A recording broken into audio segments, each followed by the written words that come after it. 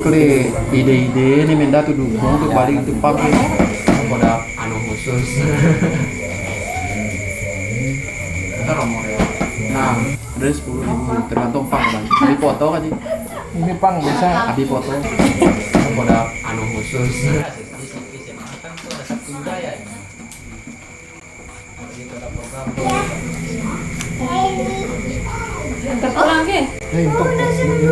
Bismillahirrahmanirrahim. Assalamualaikum warahmatullahi wabarakatuh. Hari ini, malam ini ya, saya jadi tamu ya. Bukan Bang Iman jadi tamu, saya datang ke rumah Bang Iman. Ya, salah satu owner mesin di Desa Jotang Beru. Orang sudah mengenalnya. Kemarin kita sudah posting-posting ya kaitannya dengan bagaimana pembuatan mesin ya. Kalau kemarin tentang pembuatan mesin. Nah, malam ini saya menjadi tamu, bukan Bang Iman yang tamunya. Kita akan ngobrol tentang mesin Jotang. Gimana Bang Iman? Sehat ya? Sehat. Sehat. Harus sehat ya. Nah, di belakang saya ini adalah produksi mesin yang dilakukan oleh Bang Iman. Saya panggilnya Bang Iman ya, walaupun saya sebenarnya lebih muda dari Bang Iman ya. Nah, gimana Bang Iman? Sebelum kita podcast, kayaknya saya ya mau cicip dulu mesinnya Bang Iman. Silakan. Dari tadi dari rumah ya, rumah saya dengan Bang Iman tuh nggak jauh ya, sekitar ya jalan kaki 1 menit udah nyampe ya. Ini mesinnya, monggo Bang Iman, kira-kira ini apa?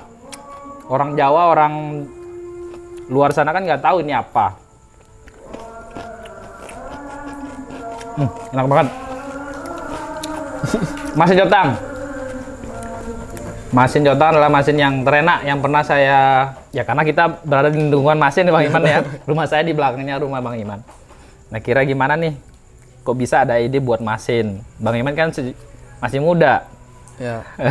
Sebenarnya kalau dari dasarnya dari awal itu nerusin nenek sih. Ya. Sebenarnya nenek saya kalau dilihat ke belakang itu sebenarnya sudah usaha mesin dari dulu. Cuman pada zaman itu saya masih sekolah itu, saya lihat nenek saya kalah dengan produk yang dipasarkan oleh yang lain. Ya, teman-teman yang lain ya. Karena beliau nggak punya kenalan dengan orang-orang yang bisa membangun beliau. Iya, benar. Packagingnya nggak tahu. Papan namanya nggak ada. Papan namanya nggak ada. Terus botolnya kurang bagus. Iya. Kalau datang orang beli kadang pakai plastik. Wah, pakai plastik ya? Pakai plastik. Gak kebayang ya, hitam lagi plastiknya. Iya. Jadi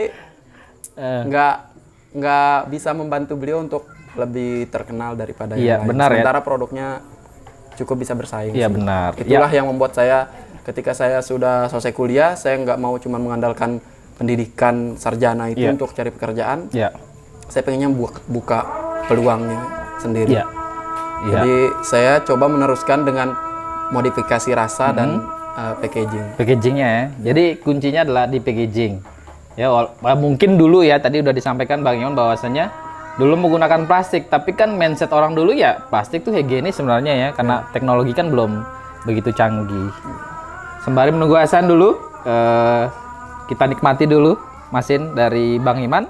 Tetap di Maca Desa, bagaimana mengelola potensi desa yang dikelola langsung oleh kami sendiri ya, pemuda desanya ya, terutama Desa Jotang Beru, Kecamatan Pang, Nusa Tenggara Barat, Kabupaten Sumbawa. Itu yang tahun dia. Yandi memasalah rekening datang meeting. Jadi Bang Iman ini sampai kita podcast itu dia ada pesanan order mesin ya. Nggak apa-apa. Iya. Ya mau, assalamualaikum. Karena begitulah jika anak muda berbisnis ya, podcast saja tetap menerima mesin ya. Orderan. Ya. Jadi gini Bang Iman, tadi kan sudah disampaikan Bang Iman bahwa Bang Iman juga melihat potensi mesin terutama ya. Bagaimana packaging terutama ya kaitannya dengan pengemasan mesin sendiri ya.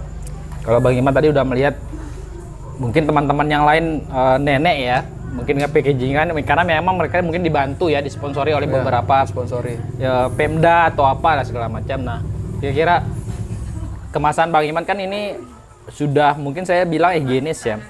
Teman-teman yang lain juga di Jotang terutama ya, saya juga agak mesinnya enak sih, tapi karena packagingnya itu botol lain. Teh botol misalnya kan. Nah, kira-kira menurut Bang Iman kenapa memilih packaging? Kenapa?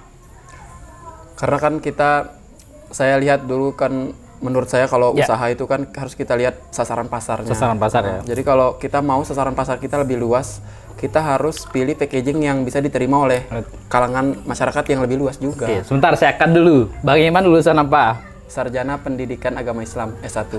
Bukan marketing ya. Lanjutkan.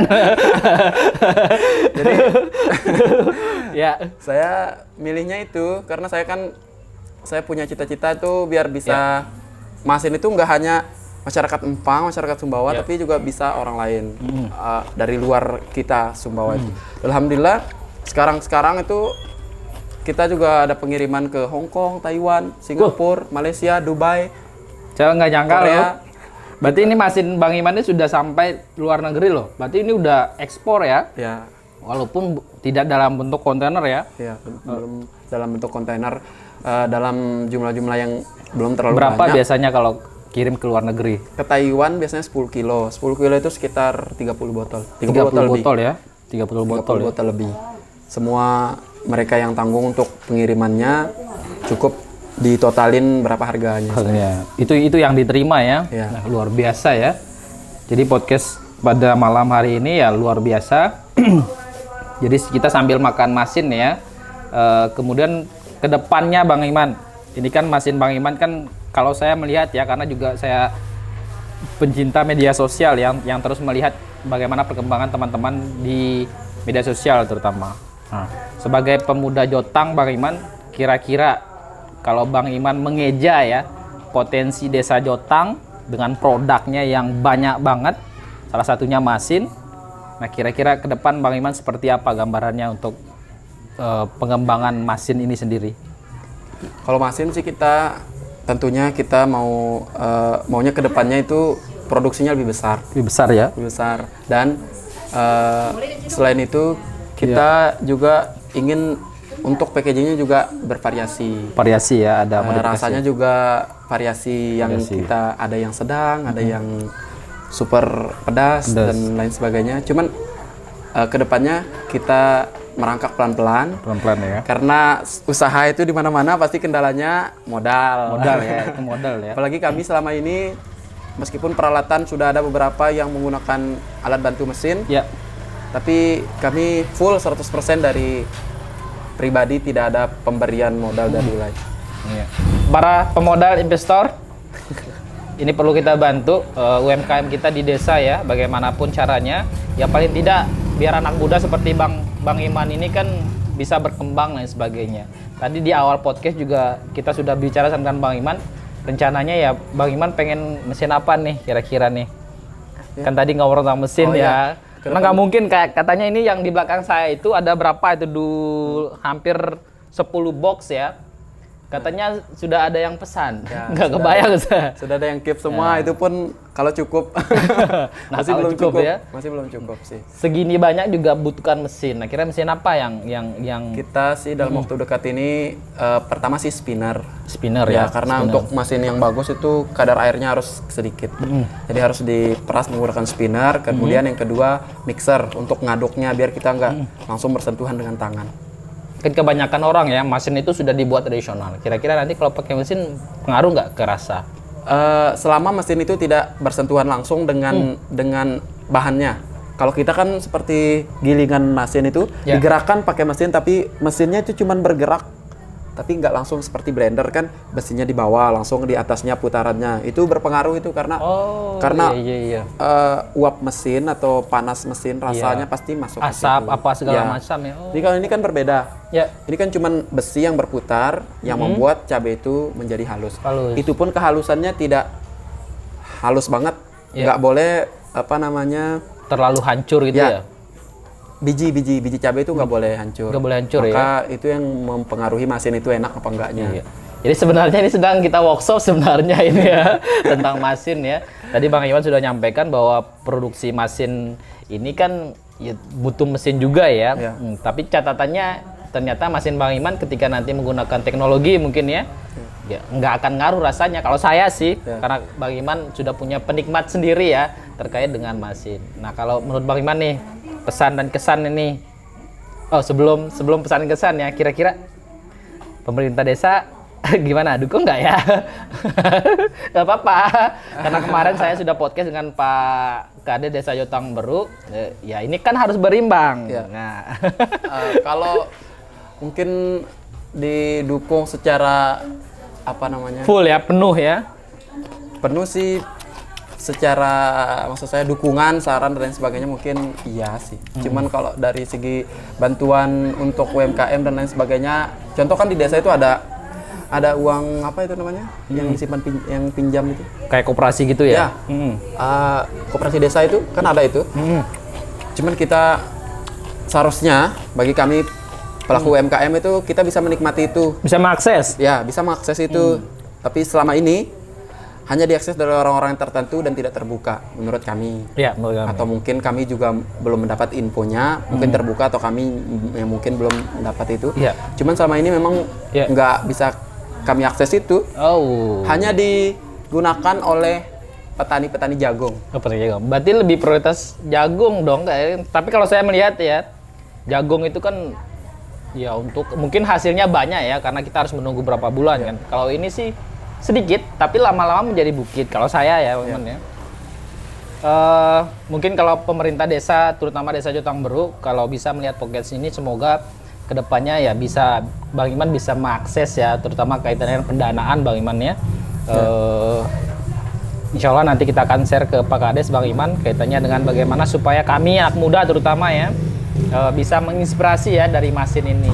Jadi dari Masin kita bisa go internasional. Amin. Nah, Bang Iman kemarin juga teman-teman dari Astama, Bang Iman kan kita sudah pernah komunikasikan lewat media sosial ya.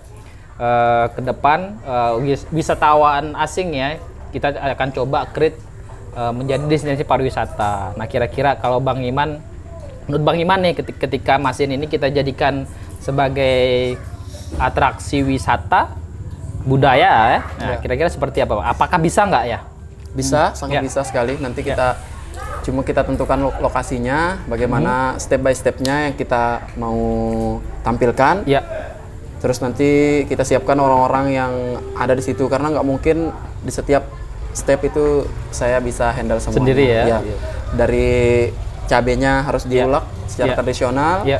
Masinnya harus diperas, dan step itu saya butuh orang-orang yang juga bisa membantu di situ, meskipun nanti bisa dikerjakan oleh wisatawan, tapi harus ada yang memandu di situ. Ya. Bisa saja sih. Ya, paling tidak wisatawan itu yang dari asing itu ya paling nggak bisa megang cobek batu lah ya.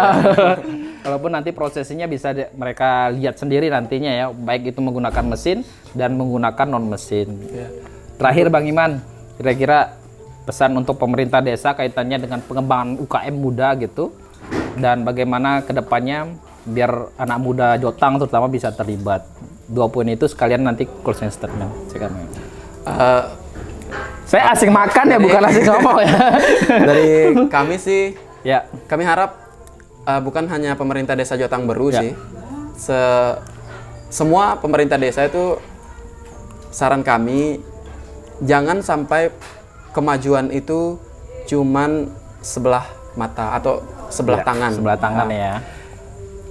Seharusnya kalau kita pengen kemajuan bersama itu pemerintah desa yang punya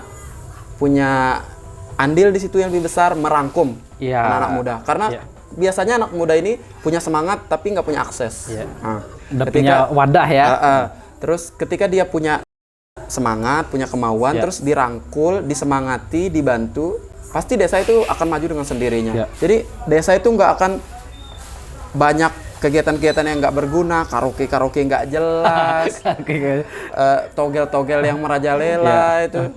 Sebenarnya bukan masalah dia hal negatif yang dia lakukan, tapi memang karena nggak ada hal positif yang dia lakukan. Kan saya sepakat. rumusnya kan kalau kita sibuk dengan hal-hal yang produktif, pasti tidak akan kita sibuk dengan hal-hal yang negatif. Sepakat saya. Nah, untuk pemudanya Bang Iman. Untuk pemudanya saya juga sarankan untuk lebih kreatif lagi, lebih semangat, jangan mudah down dengan kata-kata dari orang, karena desa kita ini banyak sekali potensinya. telur asin bisa kita buat, Oh, telur bisa asin kita ya. pelihara bebek. Kebetulan kami juga punya produk itu. Ya. Jangan bagi juga Ya. bisa. Saya sehari itu bisa sampai 4, 5, 6 tepi itu. Masya Allah. Sehari. Berarti produknya Bang Iman, saya pikir hanya masin. Berarti masin, kemudian apa Telur lagi? asin. Telur asin. Jangan bagi layu. Jangan bagi itu ikan ini ya, ikan kering yang ya, dikeringkan. yang dibubuhin, ya nggak sampai terlalu kering. Ya. Masih agak basah. Basah. Kemudian apa lagi kemarin? Bolu, kita punya bolu juga. Bolu. Kita mau launching bolu. Oh. Sama apa kemarin Bunda? Terasi. Terasi. Terasi jotang. Terasi kita alhamdulillah produksi sendiri dan rasanya mungkin high ya.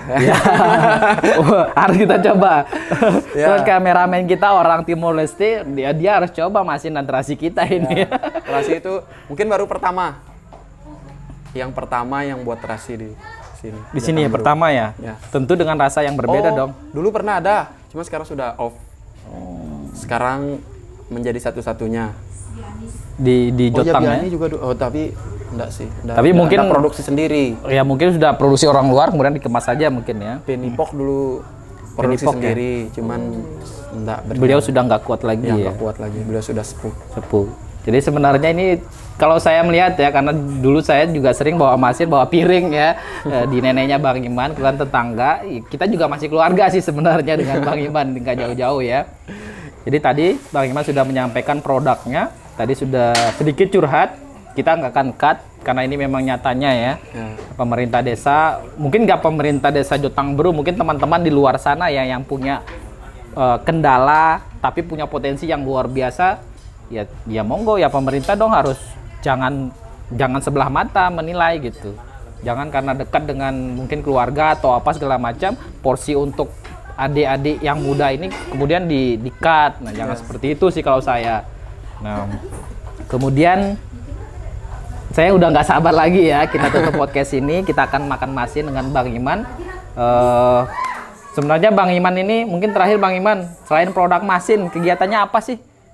Kegiatan kami sehari-hari. Karena tadi kan saya lihat banyak teman-teman adik-adik kita yang ngaji di sini. Kalau pagi ngajar di madrasah. Di MTSN 2 Sumbawa. Kalau siang ya ngurus produk masin ya. Ya, terus nanti maghrib sampai isya itu kita ngajar TPQ. TPQ ya, ngaji. Ya, itu tadi. Saya pikir mungkin teman-teman di luar sana ya, pemirsa Maca Desa, mungkin mengira kalau Bang Iman ini lulusan ekonomi ya, manajemen atau apalah ya. Ternyata semua proses itu bisa mengalir ya Bang Iman ya, karena kita terbiasa ya dengan apa yang ya memang sudah dekat dengan kita. Mungkin itu teman-teman Maca Desa, hari ini saya menjadi tamu ya di rumah Bang Iman, kaitannya dengan bagaimana masin Jotang ini bisa, ya mudah-mudahan ya kita dapat sponsor atau apa Bang Iman ya, kaitannya dengan pengembangan masin dan ide-ide lain dari Bang Iman. Tadi Bang Iman udah nyampaikan mimpinya ingin membangun pesantren Hafiz ya, Tahfiz Quran. Tahfiz Quran ya, insya Allah ya. Ini luar biasa bagaimana masin ini bisa mengantarkan adik-adik kita bisa hafiz Quran ya, dan ya bisa melanjutkan pendidikan lebih tinggi lah kaitannya dengan ketika nanti harus membangun desa dengan masin. Jadi Bang Iman datang ke Sumbawa, balik lagi ke Sumbawa, membangun masin, membangun juga bagaimana pondasi agama dari adik-adik di Desa Jotang. Oke, itu tadi ya. Tadi kita sudah ngobrol sedikit dengan Bang Iman kaitannya bagaimana potensi masin ini bisa kita kembangkan ya ke pasar yang lebih luas ya. Terutama nanti Bang Iman ya, semoga ke depan ada tumbuh Bang Iman yang lain ya di Desa Jotang Beru ya, terutama di Sumbawa, yang bisa mengelola potensi desa, pandai membaca peluang untuk, ya kalau saya sih Bang Iman, saya niatnya bukan hanya untuk ekonomi pribadi ya, bagaimana nanti Bang Iman akan mengelola beberapa potensi lain ya terkait dengan makanan yang ada di Desa Jotang. Itu Maca Desa. Terima kasih Bang Iman, pemuda luar biasa dari Desa Jotang Beru. Saksikan kami di Maca Desa berikutnya. Assalamualaikum warahmatullahi wabarakatuh. Waalaikumsalam warahmatullahi wabarakatuh.